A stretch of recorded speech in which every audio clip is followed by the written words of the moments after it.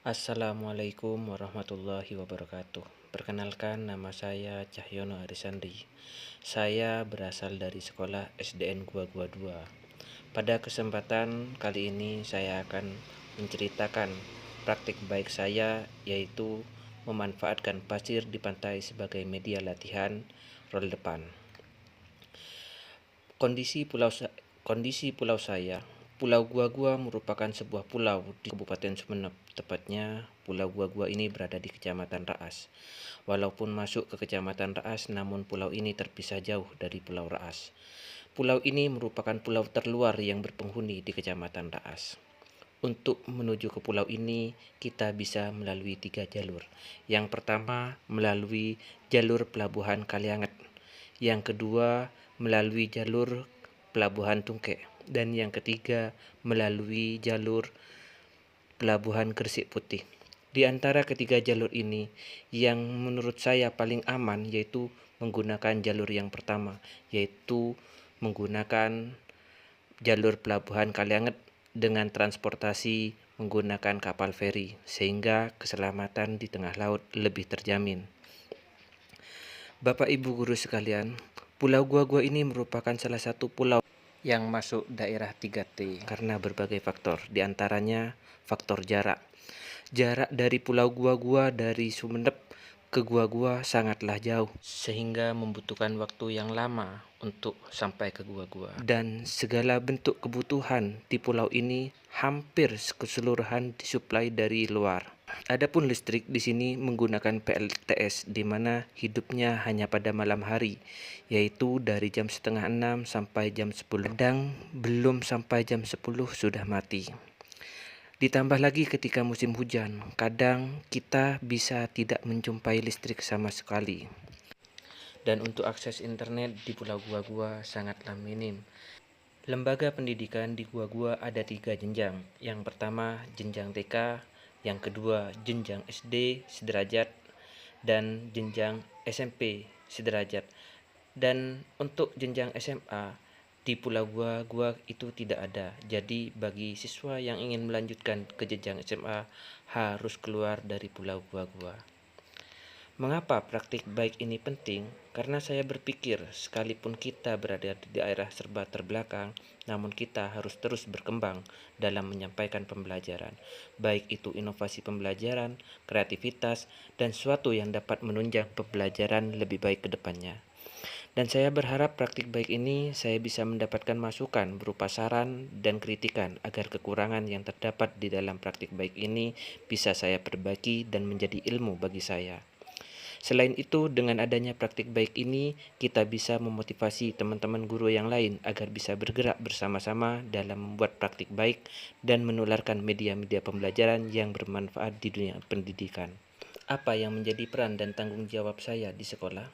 Saya berperan sebagai guru pendidikan PJOK di SDN Gua-Gua 2 dan bertanggung jawab untuk menyampaikan materi-materi PJOK kepada siswa. Namun ketika menyampaikan materi PJOK, kita membutuhkan media dalam menyampaikan materi-materi tersebut.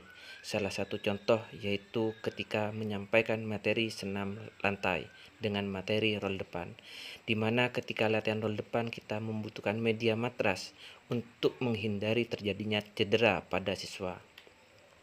Penggunaan matras dalam latihan roll depan sangatlah dibutuhkan, karena penggunaan matras ini dapat mengurangi terjadinya cedera saat melakukan roll depan. Selain itu, dengan menggunakan matras dapat meningkatkan keberanian peserta didik dalam melakukan gerakan roll depan. Karena ketika melakukan roll depan tanpa menggunakan matras, maka badan peserta didik akan bersentuhan langsung dengan lantai yang keras, sehingga menyebabkan sakit dan bisa-bisa trauma untuk melakukannya lagi.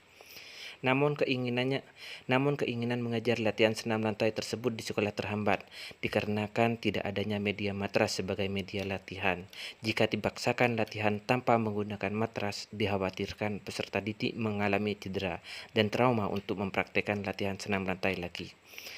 Karena media matras tidak ada sedangkan pembelajaran PJOK harus tetap berjalan, maka saya mencari solusi. Bagaimana mencari solusi media pengganti matras? Setelah merenung berpikir mengapa tidak menggunakan media pasir? Bukankah pasir juga bisa meredam tekanan?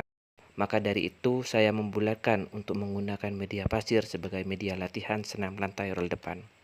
Dalam memulai aksi ini, saya diawali dengan berbaris dan dilanjutkan dengan berdoa. Setelah berdoa, saya melakukan tanya jawab dengan peserta didik terkait materi minggu yang lalu dan yang akan dipelajari hari ini. Setelah tanya jawab dilanjutkan dengan peregangan. Hal ini dilakukan untuk meregangkan otot-otot peserta didik sehingga badan mereka siap melakukan kegiatan aktivitas fisik.